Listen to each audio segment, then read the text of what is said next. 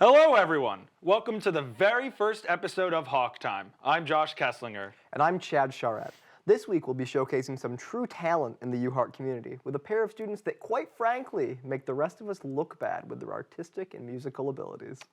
Come on, Chad. You can't be that bad. I'm sure you've had a wonderful music career. I don't know. They did used to call me the Mozart of the recorder back in elementary school. Quite the claim to fame. Is that so? Well, this guy is a few steps beyond elementary with his music. Riley Brutvan is a freshman at the HARTT School, where music has taken a whole new meaning to him. I'm Riley. I'm a freshman here at the HARTT School, and I'm a double major in music production and music composition. My primary instrument is guitar. My first instrument I ever played was piano. I started playing that around age 6. When I went to middle school, I picked up French horn, and from there I played all the way until junior year of high school when I transitioned to playing tuba in the band. And aside from that, I play bass and some drums as well. So perfect pitch is the ability to identify a note when you hear it and also to be able to reproduce that note.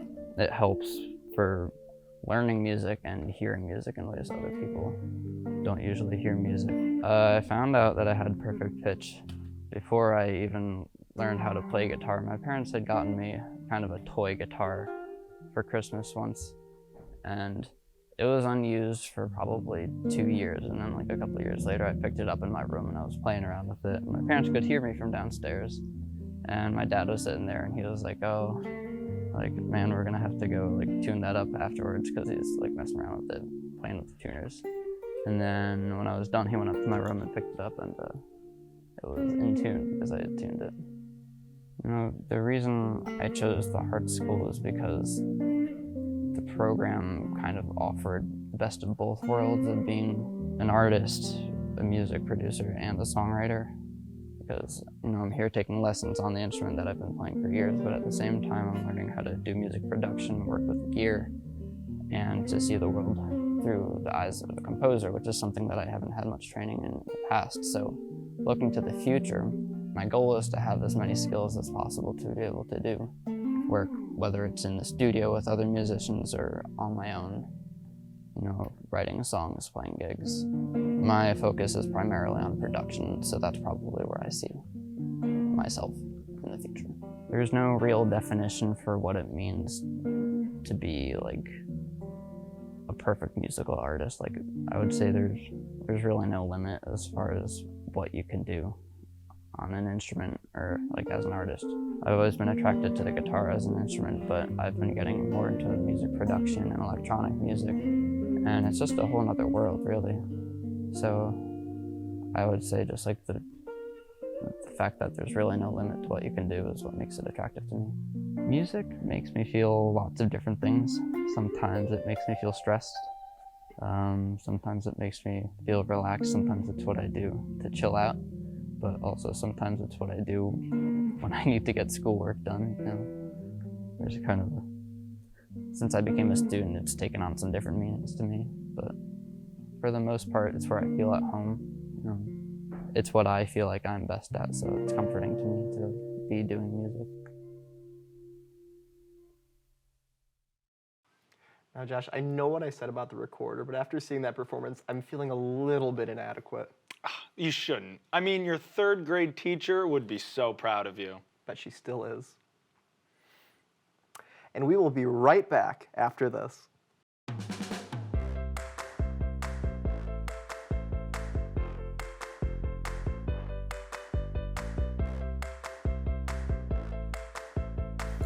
Oh, I really like that.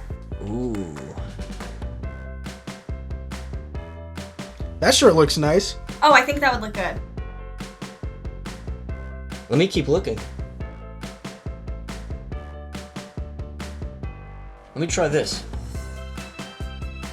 There's so many options. Yeah, I think I'm gonna get that. Oh, cool, that looks nice. I wonder what that would look like. That looks great. That's gonna look real good. That's dope. That's really cute. Oh, thanks, Etsy.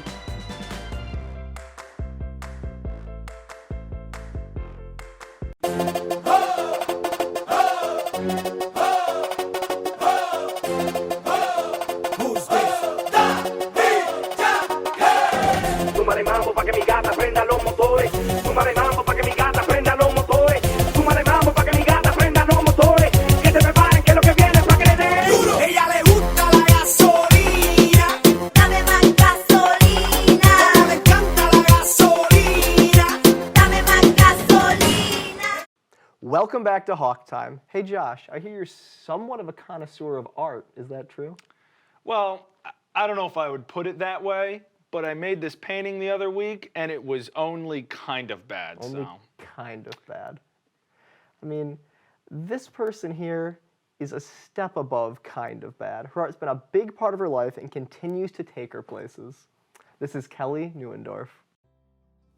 I'm Kelly Neuendorf. I'm a freshman here at the University of Hartford, and I'm majoring in visual communications design with a minor in communications. I discovered my love for art pretty young. I've been drawing for as long as I can remember, but I think the point where I truly realized was in a classroom where teachers had previously scolded at me for drawing on my homework, and now they began to appreciate my ability to visualize the content and actually apply art to what we are learning. And this transition from being almost yelled at to something to being praised for art really made me realize that I loved what I was doing. It sounds simple, but really around me, I'll look at something and I'll think, I wonder if I could make that. Or I see something that shouldn't be painted on and think, I want to paint on that. So whether it's my own water bottle or a friend's motorcycle part, a ceiling tile, I've painted all sorts of weird things, and I'll continue to do so based off what I see around me. I'd have to say making my prom dress is my proudest and favorite project, as I had never sewn anything before, and over quarantine I decided to challenge myself and make a prom dress for our upcoming event. And honestly, it was a learning curve, but I was proud with what I had accomplished. I've recently picked up crochet as a new form of medium, and some of the projects have been sweaters and tops, and recently I've decided to create more things that are outside my comfort zone, including following written patterns to make more clothing items or blankets or just larger projects. Right now, the world of social media is really big for artists, as they have a way to brand themselves, whether it's on all sorts of platforms or one main focus. And I found Kel Lauren is an artist who redesigns logos, makes their own logos, and has worked with a lot of celebrities for merchandise and all sorts of other really cool things. I like what they've done, and I think they're leading the way for graphic designers, especially in social media.